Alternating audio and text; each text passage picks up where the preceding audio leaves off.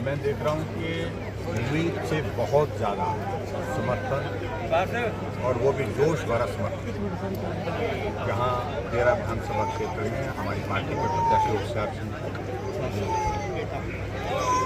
और पहले हम सोच रहे थे कि शायद कठिनाई होगी, लेकिन कठिनाई जैसी कोई चीज़ यहाँ दिख ही नहीं रही।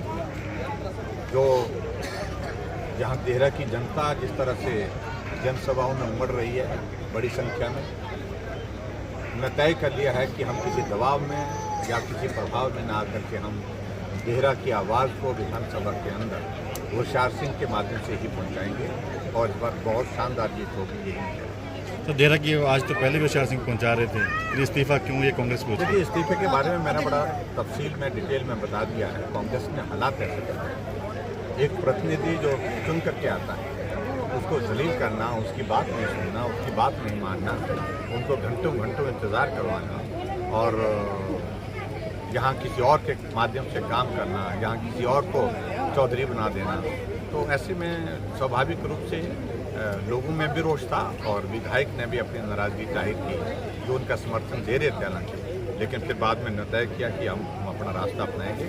और मैं कहता हूं कि बहुत हिम्मत और हौसले वाले लोग हैं जिन्होंने विधानसभा से त्याग पत्र दिया निर्दलीय विधायक होने के बावजूद कि हम दबाव में आकर के काम नहीं करेंगे, हम भारतीय जनता पार्टी के विधायक बन करके हिमाचल प्रदेश विधानसभा में जाएंगे। तो क्या काम हो जाएगा भारतीय जनता? देखिए, जहाँ जेन्युइन काम होता है जनप्रतिनिधि उनको कोई नहीं रोक सकता।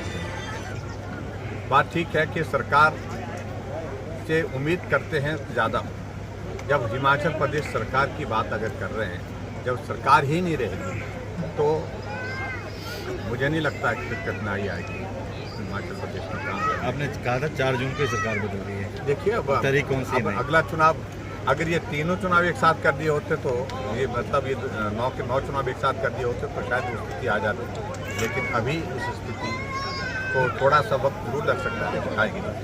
कांग्रेस ये भी सवाल पूछ रही है कि जो अमृत महोत्सव मनाया गया था देहरा में नहीं मनाया गया, आपके तो होशियार बड़े करीबी थे, देहरा में एक बार नहीं आया अमृत महोत्सव? मैं आया हूँ, कई बार आया हूँ। अमृत महोत्सव मनाने नहीं आया? अमृत महोत्सव के सिलसिले में और उसके साथ पीयूष गोयल जी जब यहाँ आए थे देहरा में यूनिवर्सिटी का फाउंडेशन स्टोन करने के लिए आए थे, देहरा में और भी कार्यक्रमों के लिए जब आना हुआ है तो सैकड़ों करोड़ रुपए के यहाँ पर शिलान्यास हो जाते सर खबर ये भी पिछली देखिए, मैं इस बात को लेकर के वो जुनूनी आदमी है, लेकिन जहाँ वो देहरा की जनता के लिए वो सारा इस तरह के कदम उठाते हैं, मैं समझता हूँ कोई गलत इस्तीफा सौंपा था ना तब आप?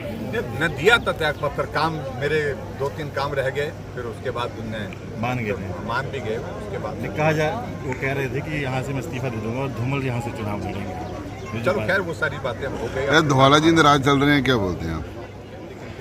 सर 2 दिन के दौरे पे हैं आप, यहाँ मिलेंगे उनसे? मैं देखता हूँ, आपके पुराने साथी रहे हैं। ठीक, तो देखेंगे, साथी से मिलेंगे, कोई आपत्ति नहीं है। ठीक है, चाय पे चर्चा होगी उनसे। Thank you.